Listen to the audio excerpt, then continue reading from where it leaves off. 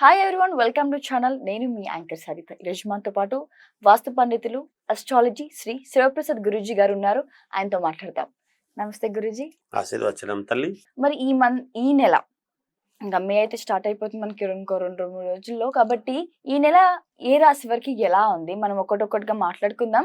ప్రధానంగా అంటే ఒకవేళ వాళ్ళకి ఆ రాశి నుంచి ఏమైనా ఇబ్బందులు ఉంటే తగు చర్యలు కూడా మీరు మాకు వివరించండి.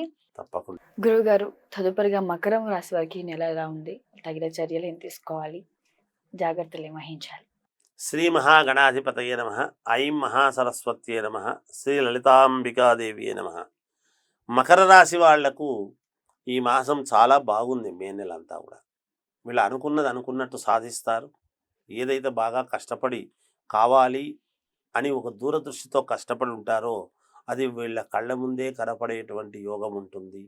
అత్యంత ప్రజాదరణ పొందుతారు. ఒకవేళ ఉద్యోగస్తులు చేసుకునేటువంటి వాళ్ళైతే సాటి ఉద్యోగుల యొక్క మనస్సును వీళ్ళ వైపు పొందుతారు. అందరి ఆ ప్రశంసలు పొందే విధంగా ఉంటుంది. ఉద్యోగాల్లో పై ఆఫీసర్లతో ప్రశంసలు పొందుతారు. పై అధికారులతో ప్రశంసలు పొందుతారు.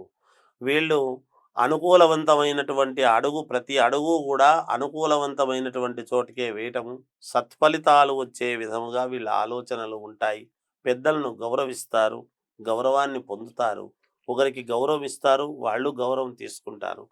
వ్యక్తిత్వపరముగా వీళ్ళు ఒక 4 అడుగులు ముందుకు పెరుగుతారు గాక.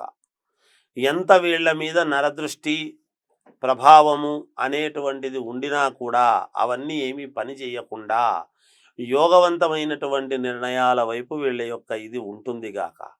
శని స్వక్షేత్రములో ఉండేటువంటి దాని వలన శారీరక శ్రమ అనేటువంటిది ఎక్కువగా ఉండినా కూడా ఫలితాలు మాత్రం మహాద్భుతమైనటువంటి ఫలితాలు పొందుతారు ఈ మాసంలో ఈ మకర రాశి వాళ్ళు అనేటువంటిది ఉన్నది.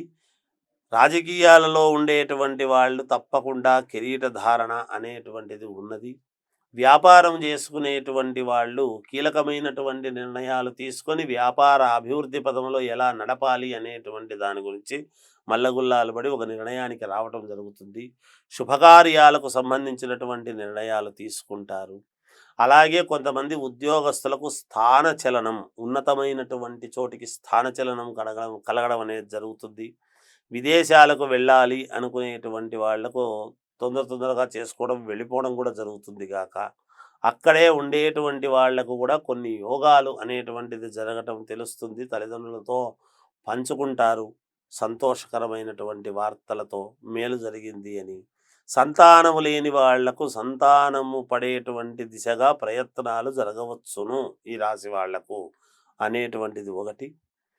ఇక విద్యార్థులకు చాలా యోగవంతమైనటువంటి కాలముగా ఉన్నది.